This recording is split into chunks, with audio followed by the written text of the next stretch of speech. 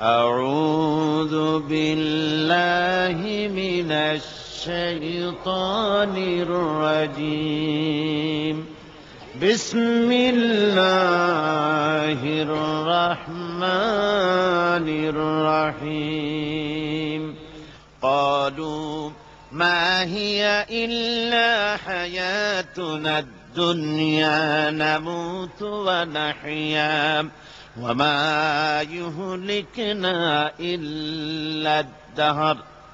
ওরা বলতো যে দুনিয়া এবং আখিরাত বলতে জীবন তো শুধু আমাদের এই দুনিয়ার জীবনই শেষ কথা, এরপরে আবার কি, এটাই আমাদের জীবন, এখানেই বেঁচে আছি, এখানেই মরে যাব, আর কালের আবর্তন ছাড়া আর তো কিছুই হয় না, সুতরাং পরকাল আবার একটা কি জিনিস।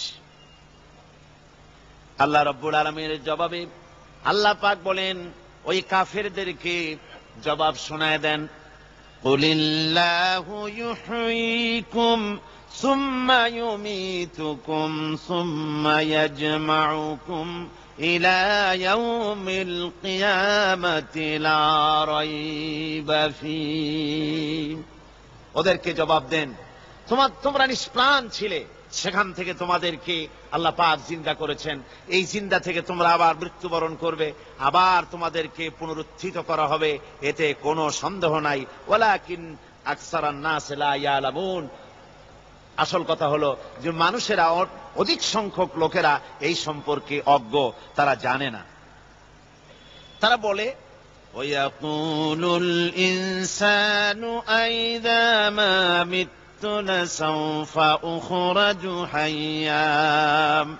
তারা বলে যে সত্যি আমরা যখন মরে যাব তখন আমাদেরকে কে আবার চিন্তা করবে, এটা কি করে সম্ভব, মরে গেলাম আবার চিন্তা কে করবে।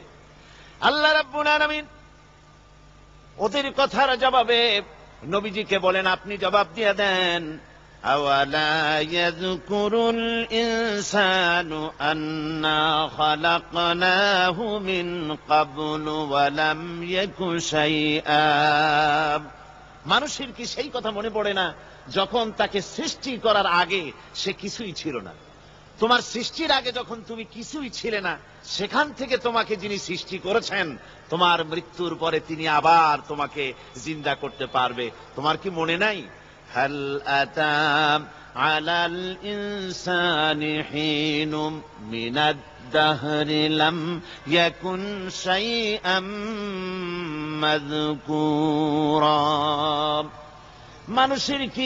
মানুষের জীবনে কি এমন সময় এসেছিল না যখন সে কোনো বিষয়বস্তু হিসেবে পরিগণিত ছিল না, কোন অস্তিত্ব ছিল না? আমি বিনা অস্তিত্বে তোমাদেরকে সৃষ্টি করেছি, বিনা অস্তিত্বে যখন তৈরি করতে পারলাম তখন বুঝি আমি আবার তোমাদেরকে জিন্দা করতে পারবো না। এটা কেমন কথা তোমরা বলো?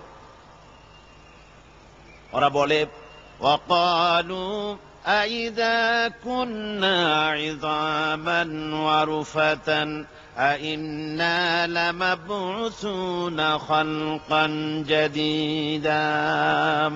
আমরা যখন মরে যাব, আমাদের হাড্ডি গুড্ডি যখন মাটির সাথে একেবারে মিশে যাবে, তখন কি আমরা নতুন ভাবে আবার আমরা পুনরুত্থিত হব? আমাদের কি আবার চিন্তা করা হবে? আল্লাহ রাব্বুল আলামিন বলেন, কুল কুনু হিজারাতান আও হাদিদা।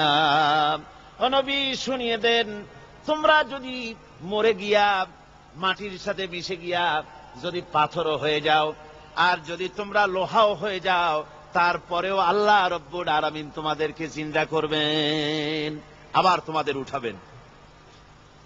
ওরা বলে যে আচ্ছা বুঝলাম, কে উঠাবে আমাদের, কেমনে উঠাবে? আল্লাহ পাক বলেন, ফাসায়াকুলুনা মান ইউঈদুনা। ওরা বলে আমাদেরকে কে উঠাবে, আমাদেরকে কে জিন্দা করবে? আল্লাহ পাক জবাবে বলেন, কুলিল্লাযী ফাতারাকুম আউওয়ালা মাররা। যিনি তোমাদেরকে প্রথম সৃষ্টি করেছেন তিনি আবার তোমাদেরকে জিন্দা করবেন। আল্লাহ পাক সুন্দর করে বুঝাচ্ছেন। এই সব কথা শোনার পরে ফাসায়ুনগিদুনা ইলাইকা রুউসাহুম ওয়া ইয়াকুলুনা মাতা হুয়া। এসব কথা শোনার পরে আল্লাহ বলেন, ওই কাফেরেরা মাথা ঝুলায় ঝুলায় বলে, আচ্ছা তা বুঝলাম, আল্লাহ বলেন ওরা মাথা ঝুলায় আর বলে আচ্ছা বুঝলাম, তবে সেই কিয়ামত মাথা হুয়া, কবে সেই কিয়ামত অনুষ্ঠিত হবে? আল্লাহ বলেন নবী শোনায় দাও, কুল আসা আন ইয়াকুনা করিবা, বেশি দেরি নাই, হতে পারে খুবই তাড়াতাড়ি। কি বলা যায়, সে সময়টা অতি নিকটবর্তী হয়ে যেতে পারে, খুবই নিকটবর্তী সে সময়, সেটা বেশি দেরি হওয়ার কথা নয়।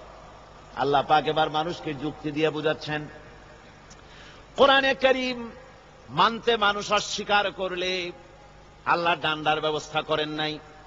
নবীজিকে বলেছেন ইন্নামা আনতা মুযাক্কিরুন লাস্তা আলাইহিম বিমুসাইতির, ও নবী আপনি একজন উপদেশক, উপদেশ দিয়ে যান, আপনাকে দারোগা করে বানাই নাই লাঠি চার্জ করার জন্য, পিটায়া মানুষ হেদায়েত করার দরকার নেই।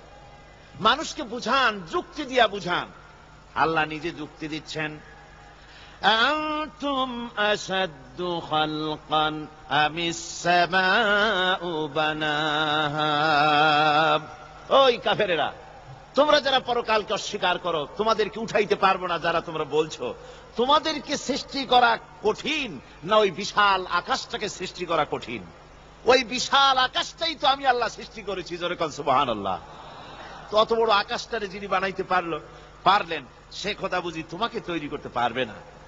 আল্লাহ পাক বলছেন ফানজুর ইলা আসারি রাহমাতিল্লাহি কাইফা ইউহয়িল আরদা বা'দা মাউতিহা, লক্ষ্য করে দেখো এই পৃথিবীর মাটিকে আল্লাহ কিভাবে জিন্দা করেন, মুর্দা মাটি। এই মাটি